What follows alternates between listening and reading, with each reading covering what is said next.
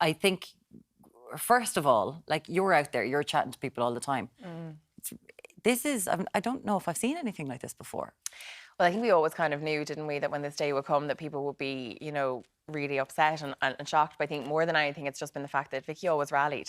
Like, you'd always say when you saw Vicky, I wonder, will this be the last time I see her? And then you'd meet her again 6 months later and she was constantly fighting. So I just think when the news came out yesterday, it was like, oh my God, for so long, Vicky was invincible in so many ways. Like when I first met her in April of 2018, she had 6 months left to live and she was determined to fight through that. And then, she went on to live for so much longer. So people have been really devastated. You can even see, on social media, all the comments coming in. And I think particularly for women, just what she did for us as Irish women has been so remarkable. But what's more remarkable is that actually it would never have happened had she not been just a little bit curious on that one given day where she sat in the hospital.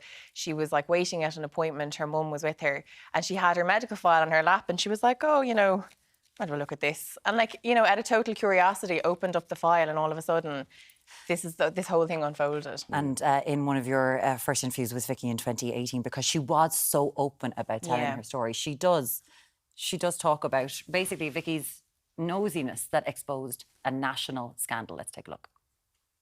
And Vicky, at what stage did you come to realise that you had cancer back in 2011 and no one had told you about it? Myself and my mother were in this treatment room waiting for me to go down for my biopsy.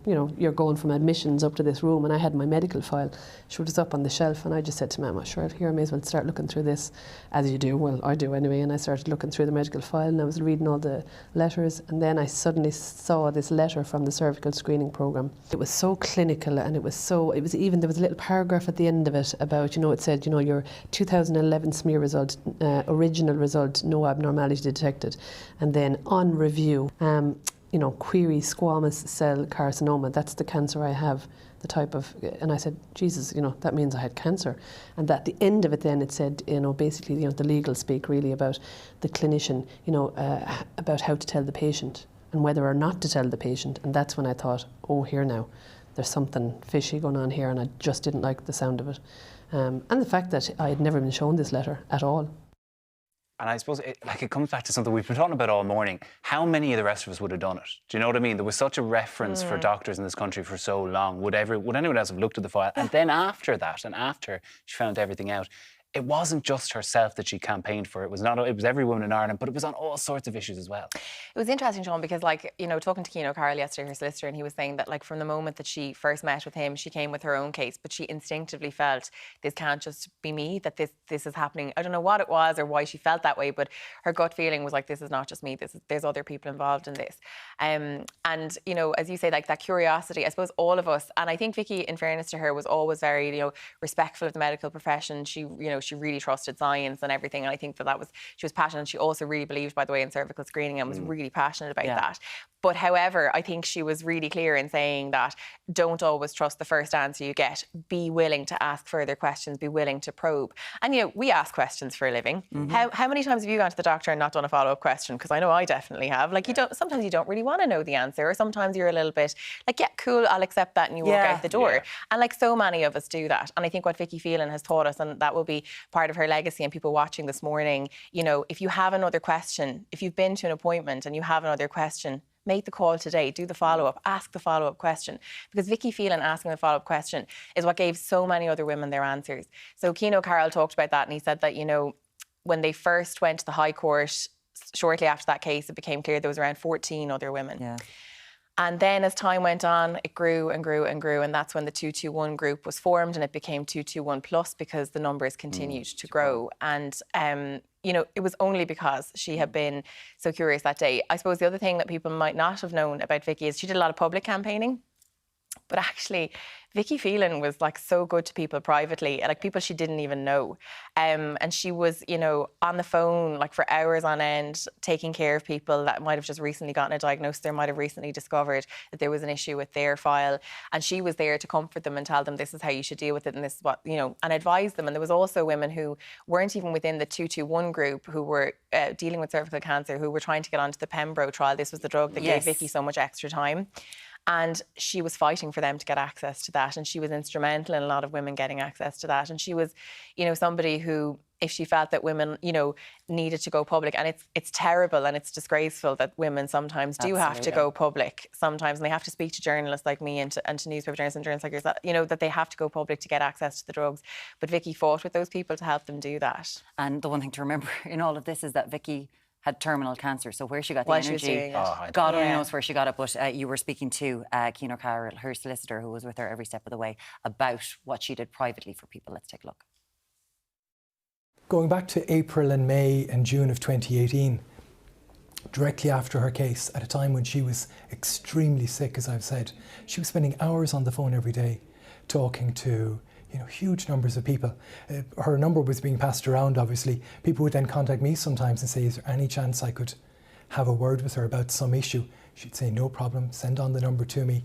The selflessness, the amount of time that she gave to other people in those private situations, but also in a much more strategic way, the way she focused on these campaigns.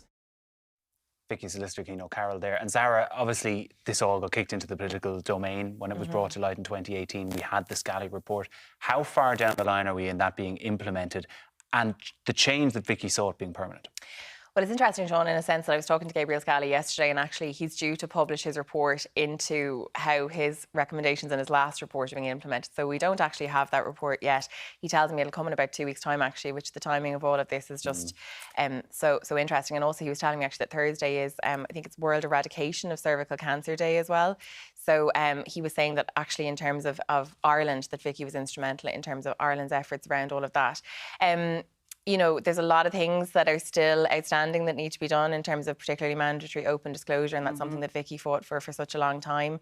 It's not there. It's not where it needs to be at the moment. But Gabriel Scally said that when he first met, I asked everyone I spoke to yesterday, I wanted to know what they thought when they first met her, because like in the beginning, like, you know, just to kind of, you know, be so impressed by somebody who had come with such a kind of a well-built case. And he said, like, when he first met Vicky, that she had had treatment that day, and then she sat down with him and gave him so much of her time to talk about what she had been through, and then also again assisting him in terms of getting in contact with other women so that he could form that report and pull all of that together. But sorry, yeah. But let's look at what Gabriel Scally said to you yesterday about her contribution and what she's done for women in Ireland. Vicky wanted women's health to be moved up the agenda, to be taken seriously, and for women to be taken seriously and given the information and the power they need to look after their own healthcare, and also to find out when things go wrong, and to have an apology and have all the information they need and the truth and be dealt with properly. And I think she's done an enormous amount in that whole agenda. I suppose just listening to that, there's going to be words, continuing words. People are going to be talking about Vicky for a very long time, and that is her lasting legacy, Zara, because as much as we're here, she wanted to keep on talking about this. She wanted to keep on fighting for something. So there is a purpose to all of this. There's more work to be done, and you know, her close personal friends and campaigning friends, you know, the likes of Lorraine Walsh and Stephen Teeple continue to fight that for her. And speaking to Stephen this morning, obviously he's devastated, but he's determined to continue to push on for Vicky. I suppose like a final point is that when it came to Vicky, like the one thing with Vicky was that she was constantly living for milestones, particularly in her children's life. And I know that that's something that, you know, she would just want us all to reflect on, is the fact that she loved her children so much, and they were the reason. And actually, you know, we say, you know, the drugs and the treatment kept her going, but I actually think it was the love of those two beautiful kids was really the thing that gave her that strength over the last couple of years. Yeah, and as much as we're all really sad across the country today, obviously nothing compared on the grief of the family. Zara King, Virgin Media News correspondent, thanks a million for joining us this morning.